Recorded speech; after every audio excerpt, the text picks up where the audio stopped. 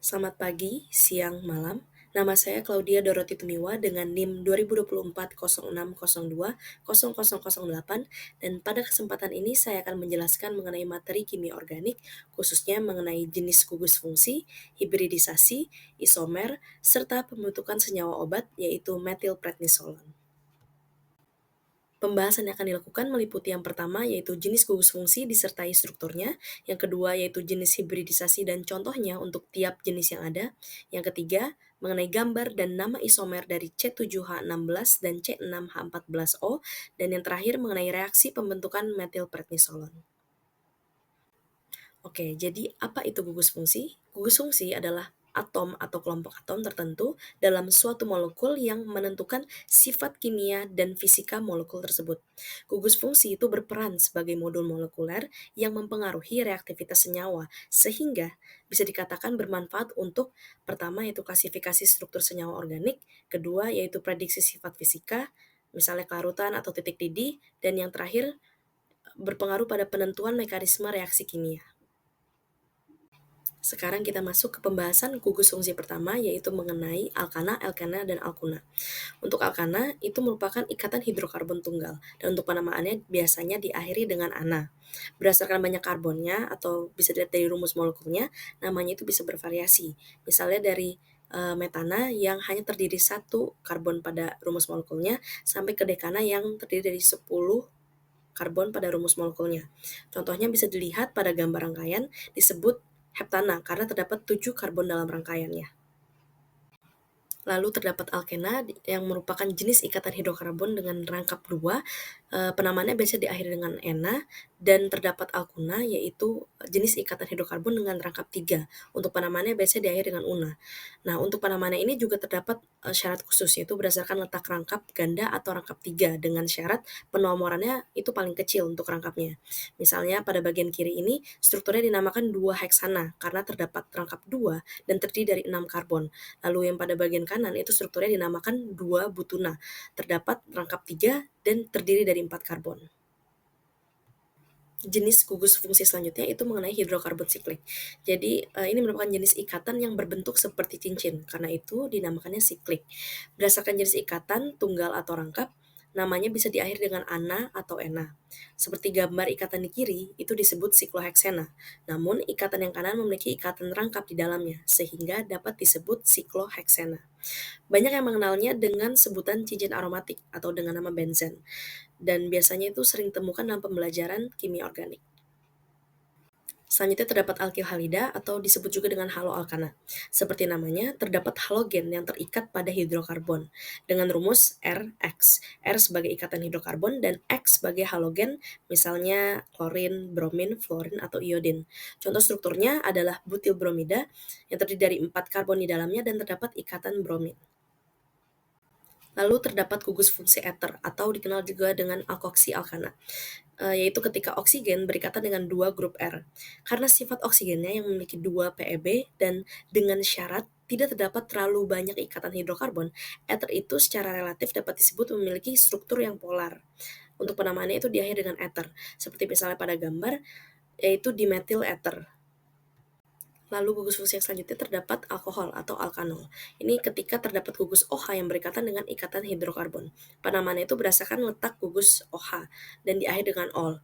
Dan seperti biasa, ini dengan syarat penomorannya itu paling kecil. Seperti pada contoh struktur yang telah digambarkan, itu memiliki penamaan 3 heksanol. Gugus fungsi selanjutnya adalah keton, yaitu dengan formula RCOR, dan penamaan seperti biasa dengan gugus karbonilnya pada penomoran paling kecil diakhiri dengan on. Seperti pada contoh struktur itu ikatan yang kiri memiliki nama 2 pentanon. Pada bagian kanan kita bisa lihat aldehid atau dikenal juga dengan alkanal dengan formula RCHO dan penamaan diakhiri dengan al. Contoh strukturnya ini dinamakan pentanal. Seperti yang bisa kita lihat, kedua ini memiliki gugus karbonil pada rantainya. Sehingga bagaimana cara kita membedakan keduanya? Cara membedakannya adalah pada keton, gugus karbonil itu terletak di tengah rantai, sedangkan aldehid itu memiliki gugus karbonil yang terletak pada akhir rantai. Karena itu juga kita tidak melakukan penomoran pada aldehid. Lalu terdapat gugus fungsi asam karboksilat atau dikenal juga dengan nama asam alkanoat. Dia memiliki formula RCOOH. Seperti pada gambar itu diberikan contoh struktur yang memiliki 8 karbon sehingga dinamakan asam oktanoat. Selanjutnya kita akan membahas mengenai gugus fungsi ester atau dikenal juga dengan sebutan alkil alkanoat. Dia memiliki formula RCOOR. Penamaannya itu dibagi menjadi bagian alkanoat yang berisi karbon dan oksigen dan terdapat bagian yang lainnya yang berisi gugus alkil. Penamaan ini dimulai dengan gugus alkil terlebih dahulu, baru disertai dengan bagian alkanoat. Seperti yang bisa kita lihat pada contoh struktur, itu dinamakan metil propanoat. Yang terakhir kita akan membahas mengenai gugus fungsi amina dan amida. Pada amina itu formulanya merupakan RNH2. Jadi yang kita sebut amina itu ketika terbentuk NH2 yang berikatan dengan hidrogen, sama konsepnya dengan ikatan alkohol dan asam karboksilat. Penamaan struktur itu diakhiri dengan kata amina, seperti yang ditunjukkan pada contoh struktur bagian kiri yang disebut etil amina. Pada bagian kanan, amida itu memiliki formula RCONH2. Jadi pada contoh bisa kita lihat karena terdapat 5 karbon itu diberi nama pentanamida. Sehingga bisa kita katakan penamaan itu diakhiri dengan kata amida. Sebenarnya masih banyak lagi fungsi lainnya yang belum sempat dibahas, seperti misalnya nitril, yaitu C yang berikatan dengan rangkap 3 dengan N, lalu terdapat enol yang merupakan campuran dari alkena dan alkohol pada rangkaiannya, dan masih juga terdapat pembahasan gugus fungsi tidak lazim yang memiliki struktur dan reaktivitas yang unik dibandingkan gugus fungsi standar seperti yang telah kita bahas. Tetapi karena pembahasannya hanya secara general dan gugus fungsi yang sering ditemukan, saya hanya membahas sampai jenis gugus fungsi amina dan amida. Sekarang kita akan membahas mengenai topik hibridisasi. Hibridisasi merupakan proses pencampuran orbital-orbital atom yang berbeda, biasanya orbital S dan P, serta kadang orbital D, pada suatu atom pusat untuk membentuk orbital hibrida baru dengan tingkat energi yang sama dan bentuk yang khas. Jadi bagaimana bisa terjadi hibridisasi? Pada keadaan dasar, orbital S dan P memiliki tingkat energi yang berbeda. Elektron dari orbital S dapat tereksitasi ke orbital P yang kosong. Kemudian orbital S dan P itu dapat bercampur membentuk orbital hibrida baru dengan energi yang setara. Jadi fungsi hibridisasi itu bisa kita katakan untuk pertama menjelaskan geometri molekul, misalnya bentuk-bentuk linear, trigonal, planar, tetrahedral, bipiramidal, dan sebagainya. Lalu selanjutnya terdapat fungsi yaitu menjelaskan kekuatan dan panjang ikatan kimia. Dan yang terakhir berfungsi untuk memudahkan prediksi sifat fisik dan kimia molekul. Pertama kita akan membahas mengenai hibridisasi sp yang seperti kita lihat terdiri dari satu S dan satu P. Contoh yang akan kita gunakan adalah molekul BeCl2. Jadi pada contoh, B itu merupakan atom pusat dari ikatan tersebut dengan nomor atom 4. B ini berasal dari golongan 2. Jadi konfigurasi elektron berdasarkan aturan Aufbau itu adalah 1s2 dan 2s2. Agar atom Be ini bisa berikatan dengan 2 atom Cl, kita harus menyediakan 2 orbital dengan cara hibridisasi. Karena pada orbital S sudah penuh, maka perlu dibuka orbital P. Be ini memiliki 4 elektron, dan yang dilepaskan adalah elektron paling luar. Elektron inilah yang dipindahkan kepada subkulit P. Dengan begitu, elektron hanya bisa dimasukkan ke dalam subkulit S dan P. Jadi yang bisa kita simpulkan adalah karakteristik dari hibridisasi sp itu terjadi saat satu orbital S bergabung dengan satu orbital P, membentuk dua orbital hibrida sp yang berbentuk linear dengan sudut ikatan sekitar 180 derajat. Lalu yang kedua terdapat hibridisasi sp2 yang seperti kita lihat terdiri 1s dan 2p. Contoh molekul yang akan kita gunakan adalah BCl3. Jadi B ini memiliki konfigurasi elektron 1s2, 2s2, dan 2p1. Dan untuk membuat ikatan dengan 3Cl, dia harus melakukan hibridisasi sp2. Seperti yang bisa dilihat, bentuk molekul ini akan terbentuk geometri trigonal planar dan dengan sudut ikatan sekitar 120 derajat. Jadi seperti yang bisa kita lihat, karakteristiknya dapat disimpulkan bahwa hibridisasi sp2 ini terjadi ketika satu orbital S bergabung dengan dua orbital P. Yang ketiga kita akan membahas mengenai hibridisasi sp3 yang seperti kita lihat terdiri 1S dan 3P. Jadi contoh molekul yang akan kita gunakan adalah CH4 atau metana. Jadi atom pusatnya bisa kita lihat itu terdapat di C dengan konfigurasi elektron 1s2, 2s2, dan 2p2. Jadi dia harus melalui proses hibridisasi agar 4 elektron H ini bisa dimasukkan ke dalam subkulit S dan subkulit P sehingga bisa membentuk ikatan, sehingga karbon ini bisa membentuk ikatan dengan 4 atom hidrogen. Karakteristiknya dapat kita simpulkan, hibridisasi ini terjadi ketika satu orbital S bergabung dengan 3 orbital P, membentuk, eee, seperti pada contoh bentuk molekulnya itu adalah geometri tetrahedral dan dengan sudut ikatan sekitar 109,5 derajat. Dengan memanfaatkan website atau software yang terdapat di internet, kita dapat, memperoleh contoh gambar 3 dimensi dari struktur CH4 seperti yang terlampir. Yang keempat, kita akan membahas mengenai hibridisasi sp3d yang terdiri dari 1 subkulit S, 3 subkulit P, dan 1 subkulit D. Jadi kita akan menggunakan contoh molekul PCl5 dengan atom pusatnya P dan konfigurasi elektronnya adalah 1s2, 2s2, 2p6, 3s2, dan 3p3. Jadi kita hanya akan menggunakan subkulit terluar yaitu 3s2 dan 3p3. Jadi seperti yang bisa kita lihat, dia harus melalui proses hibridisasi agar dapat menambahkan atom dari 5 atom Cl. Jadi hibridisasi ini terjadi ketika satu orbital S, 3 orbital P, dan 1 orbital D ini bergabung dan membentuk 5 orbital hibrida sp3d. Dan ini biasanya membentuk jenis struktur molekulnya itu geometri bipiramida trigonal dan dengan sudut ikatan sekitar 90 derajat dan 120 derajat. Contoh strukturnya bisa dilihat dengan gambar yang telah dilampirkan. Hibridisasi terakhir yang akan kita bahas adalah sp3d2 yang melibatkan 1 subkulit S, 3 subkulit P, dan 2 subkulit D. Contoh molekul yang akan kita gunakan adalah XeF4. Jadi atom pusatnya adalah Xe dengan konfigurasi elektron paling luar itu 5s2 dan 5p6. Dia harus melalui proses hibridisasi terlebih dahulu agar dapat menambahkan 4 atom F.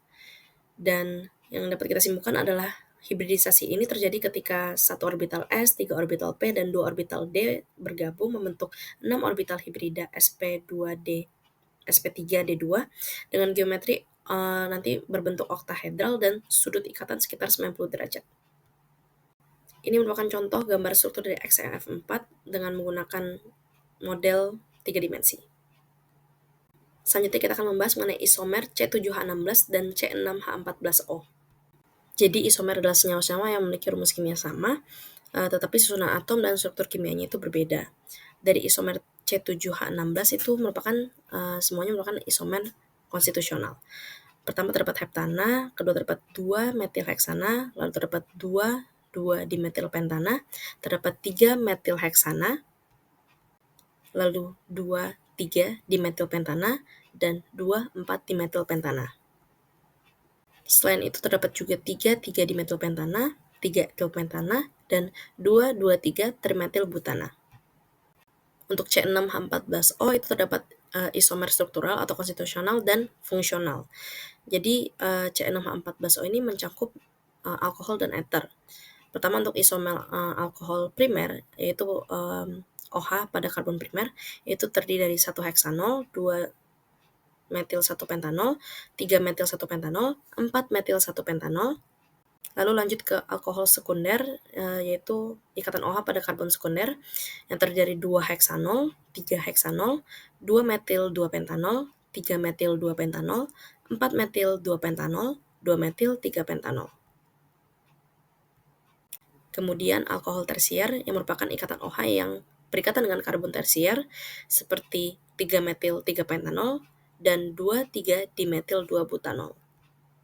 Lalu dia juga memiliki isomer eter seperti diethil eter, diisopropil eter, tert amil metil eter, etil tert butil eter, dan metil pentil eter. Dapat kita simpulkan total isomer di C6H14O itu pada bagian alkohol terdiri dari 12 isomer dan eter itu terdiri dari 5 isomer sehingga kita totalkan terdapat 17 isomer struktural dan fungsional. Terdapat catatan penting yaitu isomer alkohol tersier hanya ada 3 jenis yaitu 2 metil 2 pentanol, 3 metil 3 pentanol, dan 2,3 dimetil 2 butanol. Lalu isomer eter itu memiliki sifat fisika berbeda karena perbedaan polaritas dan titik didih. Beberapa isomer seperti dietil eter itu digunakan sebagai pelarut atau anestesi. Topik terakhir akan kita bahas adalah mengenai reaksi pembentukan metilprednisolon. Jadi metilprednisolon adalah turunan sintesis dari kortikosteroid alami yang digunakan sebagai agen antiinflamasi dan imunosupresan. Senyawa ini dikembangkan untuk meningkatkan potensi dan mengurangi efek samping dibandingkan kortikosteroid alami seperti prednisolon. Sintesis metilprednisolon ini melibatkan 4 tahap utama atau 4 aspek utama. Poin pertama itu merupakan bahan awal yang digunakan itu prednisolon. Prednisolon merupakan steroid dengan struktur dasar siklopentano perhidrofenantren yang memiliki gugus karbonil dan hidroksil dan memiliki ikatan rangkap yang penting untuk aktivitas biologisnya. Lalu pada poin kedua ini merupakan metilasi pada posisi 6A. Modifikasi utama dalam pembentukan metilprednisolon itu merupakan penambahan gugus metil atau CH3 pada posisi 6A dari cincin steroid dengan mengintroduksi gugus metil secara stereospesifik sehingga menghasilkan 6A metilprednisolon.